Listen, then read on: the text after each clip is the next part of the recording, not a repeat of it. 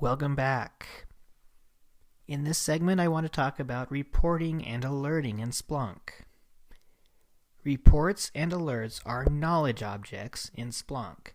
To create reports and alerts in Splunk, you need the enterprise license. So once your license moves over into free, it disables these two features. Reports are nothing more than saved searches that can run on a schedule and perform an action. Some of the actions are send an email to report consumers. These could be CEOs or anybody that would need these reports. You can embed them on a web page. You can use them for dashboard panels, or you can run a script. You can schedule reports to run every hour, day, week, month, or on a cron schedule that you define. And you can stagger the report running window. So if you have several reports running at the same time every day, say 8 a.m., and it's consuming a bunch of Splunk resources, you can stagger when the reports are being run. And next up, I want to talk about alerts. Alerts are very similar to reports. They can be scheduled or they can be set in real time. And an alert is really something that's triggered when results of a search meet a specific condition that you define. So, for example, if I want to see user authentication failures on a certain firewall, and I tell Splunk to monitor that in real time, and if it returns anything, trigger an alert. And once you trigger an alert, you have to give it an action. And an action could be send an email, trigger a script, use a webhook, list in Splunk triggered alerts. So you can just go to the Splunk triggered alerts page and it will show all the triggered alerts. And use an external app like PagerDuty or Slack, which turns out to be very, very helpful. So let's take a look at reporting and alerting in Splunk. And I'm going to move over to my Splunk instance that has an enterprise license. And for this, I'm going to use the Splunk internal index.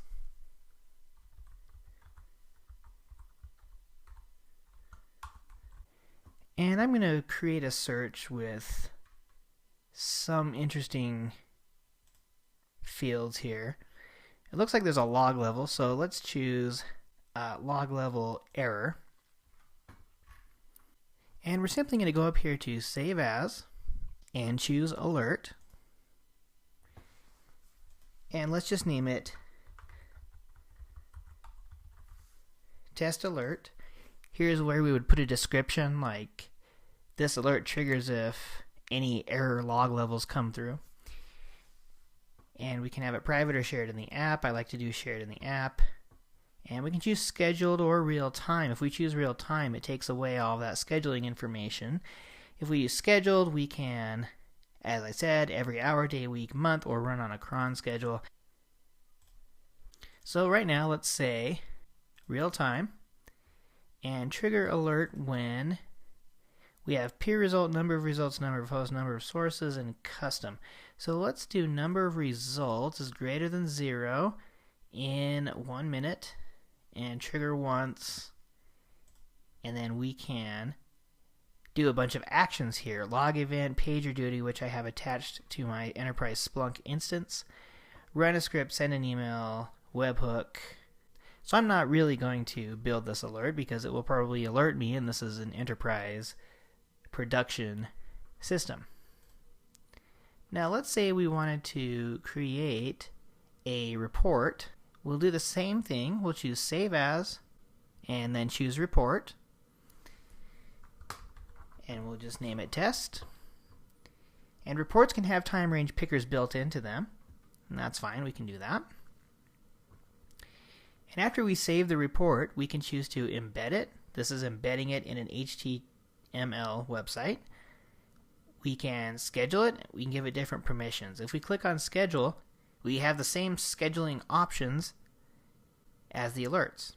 And here's where we can choose a schedule window.